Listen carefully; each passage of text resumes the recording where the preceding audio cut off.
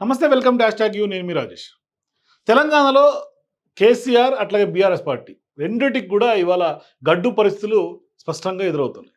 అయితే మనం ఒకటి తలిస్తే దైవం ఒకటి తలిచినట్టుగా బీఆర్ఎస్ పార్టీ అధినేత కేసీఆర్తో పాటుగా ఆయన ఫ్యామిలీ విషయంలో ఖచ్చితంగా అదే జరిగింది అని ఓ చర్చ ప్రధానంగా పొలిటికల్ సర్కిల్స్లో వైరల్గా మారుతుంది.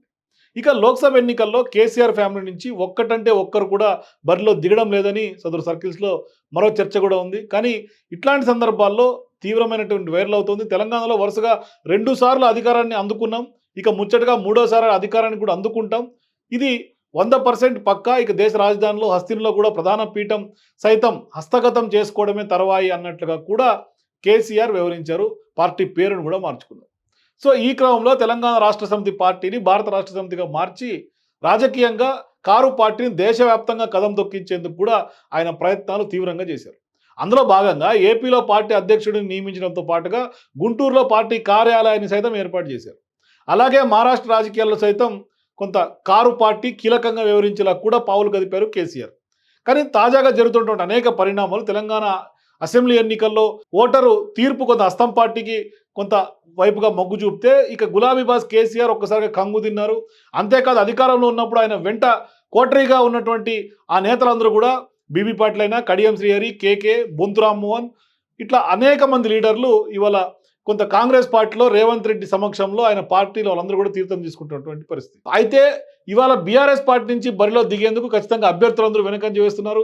లోక్సభ అభ్యర్థులను ఆ పార్టీ అధినేత కేసీఆర్ వెతుక్కోవాల్సినటువంటి పరిస్థితి ఎదురైందంటే పరిస్థితి ఎంత తీవ్రంగా ఉందో అర్థం చేసుకోవచ్చు. ఇంకా చెప్పాలంటే వరంగల్ ఎంపీ టికెట్గా కడియం శ్రీహరి కుమార్తె కడియం కావ్యకు బీఆర్ఎస్ కేటాయిస్తే తాను బీఆర్ఎస్ అభ్యర్థిగా పోటీ చేయడం లేదంటూ కేసీఆర్కే లేఖాస్త్రం సైతం సంధించి ఆమె వెంటనే కాంగ్రెస్ పార్టీలో వరంగల్ ఎంపీ అభ్యర్థిగా ఇవాళ బరిలో దిగుతున్నటువంటి పరిస్థితి.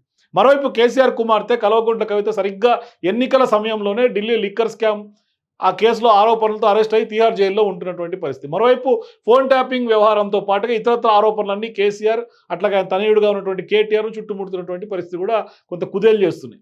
ఇట్లాంటి సందర్భాల్లో కేసీఆర్ మరో మేనల్లుడు సంతోష్రావు రాజ్యసభ పదవీ కాలం సైతం ముగిసిపోయింది. దీంతో ఇవాళ టీఆర్ఎస్ పార్టీని బీఆర్ఎస్గా మార్చి రాజకీయంగా దేశవ్యాప్తంగా కారు స్టీరింగ్ తిప్పుదామన్నటువంటి కేసీఆర్ కొంత ఆ దిశగా ఆలోచిస్తున్నట్టు తెలుస్తోంది.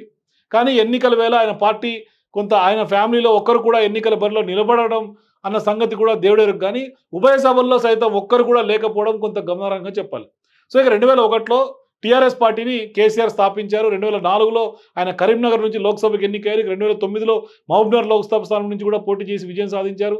అలాగే 2014లో మెదక్ లోక్సభతో పాటుగా గజ్వేల్ ఎమ్మెల్యేగా సైతం పోటీ చేశారు. అంతేకాదు వరుసగా రెండోసారి ముఖ్యమంత్రి పీఠం ఎక్కడం కోసం మెదక్ లోక్సభ స్థానానికి రాజీనామా చేసి ఆయన 2014లో నిజామాబాద్ లోక్సభ స్థానం నుంచి కూడా కవిత ఎన్నికైనటువంటి పరిస్థితి. ఇట్లా వరుసగా ఎన్నికల్లో వాళ్ళ కుటుంబ సభ్యులందరూ కూడా గెలుస్తూ వస్తున్నారు. ఆ తర్వాత జరిగినటువంటి ఎన్నికల్లో కూడా చూసుకుంటే 2019లో అదే నియోజకవర్గం నుంచి పోటీ చేసి బీజేపీ అభ్యర్థి ధర్మపురి అరవింద్ చేతిలో ఆమె ఓటమి పాలయ్యారు. ఇక కేసీఆర్ ఫ్యామిలీలో వారు లోక్సభలో ప్రాతినిధ్యం వహించే వారు లేకుండా పోయారు అప్పటి నుంచి. సో ఇక కేసీఆర్ మేనల్లుడు జోగినిపల్లి సంతోష్రావు రాజ్యసభ పదవీ కాలం తాజాగా ముగిసింది.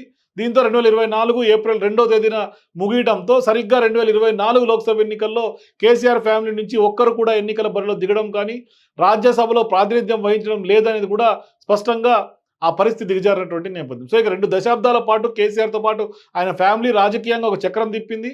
అయితే వచ్చే ఈ 5 ఏళ్లలో పార్లమెంట్లో ఆ ఫ్యామిలీ నుంచి ఒక్కరు కూడా ప్రాతినిధ్యం వహించకుండా ఉన్నట్లయింది. సో ఇక టీఆర్ఎస్ పార్టీని స్థాపించిన తర్వాత ఆ పార్టీ జెండాను రెపరెపలాడించినటువంటి కేసీఆర్ అదే పార్టీని ఇవాళ బీఆర్ఎస్గా మార్చిన తర్వాత ఎన్నికలకు వెళ్ళడం ద్వారా ఖచ్చితంగా అసెంబ్లీ ఎన్నికల్లో ఆ పార్టీ అధికారాన్ని కోల్పోయింది. మరీ ముఖ్యంగా టీఆర్ఎస్ పార్టీని బీఆర్ఎస్గా మార్చిన తర్వాత ఇదే కేసీఆర్ పార్టీ పేరు మళ్ళీ పాత పద్ధతిలో ఉంటే కొంత టీఆర్ఎస్ అని పేరు మారుస్తారా అనే ఒక ఆలోచన చేస్తున్నట్టు తెలుస్తుంది. ఆ దిశగా ఒక సందేహం ఆయనలోనే కొంత ఏర్పడినట్టు తెలుస్తుంది. సో ఇవాళ తప్పు తెలుసుకున్నారు. తెలంగాణ సెంటిమెంటు, తెలంగాణ మూమెంటు వాళ్ళతో ఆ ఎఫెక్షన్ కట్ అయింది కాబట్టి సో ఖచ్చితంగా ఇవాళ కేసీఆర్ ఏమన్నా బీఆర్ఎస్ కాస్త టీఆర్ఎస్గా మళ్ళీ పేరు మారుస్తారా అనేది వాళ్ళ రాజకీయ వర్గాల్లో కొంత ఆ దిశగా అభిప్రాయం వ్యక్తమవుతుంది.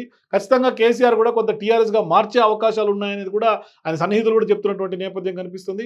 మొత్తం మీద కొంత ఇప్పటికే వాస్తుకు సంబంధించినటువంటి దోషాలు ఉంటే ఇప్పటికే టీఆర్ఎస్ కార్యాలయానికి సంబంధించినటువంటి వాస్తు దోష నివారణ కార్యక్రమాలు చేపట్టినటువంటి తర్వాత పేరు కూడా మార్చే ఆలోచన కేసీఆర్ చేస్తున్నాడు అనేది కూడా కొంత ప్రధానంగా ఇవాళ చర్చనీయాంశంగా మారుతుంది. సో నిజంగానే బీఆర్ఎస్ నుంచి టీఆర్ఎస్గా మళ్ళీ మారిస్తే కేసీఆర్ రాజకీయంగా బీఆర్ఎస్ పార్టీని కొంత లేచే పరిస్థితి ఉంటుందా, ఉనికి చాటుకునే అవకాశం ఉంటుందా? మీ అభిప్రాయాలు కామెంట్ రూపంలో తెలియజేయండి. For more videos please watch #.